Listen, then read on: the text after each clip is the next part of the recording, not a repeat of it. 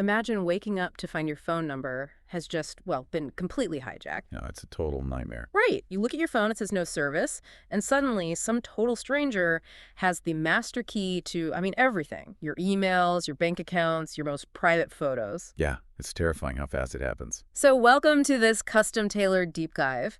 Today we are looking at exactly that scenario through the lens of a pretty landmark Mexican Supreme Court ruling. We're talking about constitutional protections known down there as amparos directos, specifically cases 25 and 26/2024. Right, because our mission today is really to understand how this specific digital breach, it's called SIM swapping, is fundamentally redefining corporate responsibility. And your digital privacy, honestly. Well, exactly. It's just a terrifying reality, and it's exactly what happened to the woman at the center of our source material today.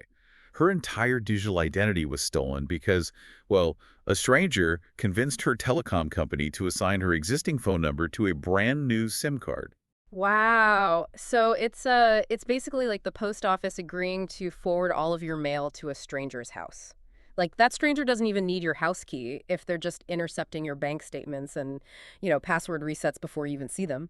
That is a perfect analogy because, our bank accounts and our emails, they heavily rely on text messages to verify our passwords. Right. The two-factor authentication codes. Yeah, exactly, those 2FA codes. So whoever controls your SIM card controls those codes.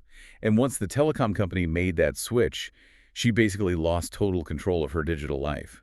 But her legal battle was, it was incredibly difficult at first. How so? Well, local courts actually ruled against the victim initially. They claimed she just hadn't proven the telecom company was negligent or that their specific actions directly caused her damages. Okay, wait. I actually have to push back here a little because, I can kind of see the lower court's logic there. The telecom company, they didn't hack her accounts. They didn't steal her data or leak her photos, right? A criminal third party did that. Yeah, that was the initial argument. So how did the Supreme Court legally connect those dots? Like, how do they hold a phone company liable for a hacker's criminal acts? Well, that is the entire crux of the case right there. Yeah. The Supreme Court had to step in and basically create a massive paradigm shift. They ruled that telecom companies, they can't just claim to be, dumb pipes that passively carry data anymore. Interesting. Yeah. And citing the UN Special Rapporteur, the court declared that these companies legally act as intermediary controllers. Intermediary controllers. So meaning they are basically acting as active security guards for our data. Exactly. The court said they have a reinforced duty of care.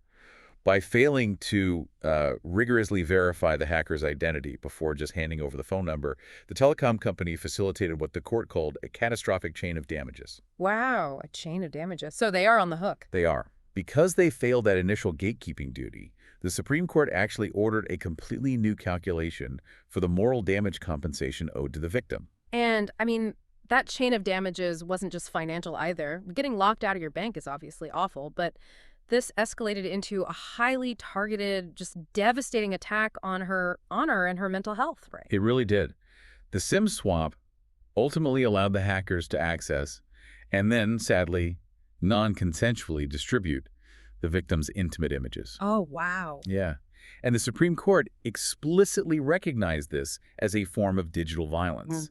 They highlighted that this type of violence disproportionately targets women specifically to objectify them, and reinforce harmful gender stereotypes. Which leads to a really shocking twist in the case. Here's where it gets really interesting, because the court didn't just punish the telecom company for the initial security breach. No, they went much further. Right. They actually took action against the telecom company's own legal representative. Now, to be totally clear to you listening, we are just conveying the legal arguments from the source material here. We aren't taking any political sides, but the court's official stance was incredibly strict here. They officially reported that legal representative to the public ministry. Yes, they did. Because during the legal proceedings, the representative made statements regarding the diffusion of those intimate images that the court deemed, re-victimizing to the woman. That's huge. It is. Reporting them to the authorities really showed a zero-tolerance approach to any further harm, even inside a courtroom setting. It really makes you realize that your digital safety isn't just about having, a strong password anymore. It relies entirely on these corporate gatekeepers protecting your data. What's fascinating here is that we are finally seeing the justice system adapt to the modern era. They're recognizing that digital privacy and freedom from online violence, They aren't just consumer issues. Right. They are fundamental human rights. Absolutely. But, if your entire digital existence can be dismantled by a single negligent customer service interaction at a phone company, it begs a much bigger question. Oh, for sure. As telecom companies increasingly replace human customer support with automated AI agents to handle these SIM transfer requests, are we about to see this reinforced duty of care tested against machines? Just something to think about the next time you get a text with a login code.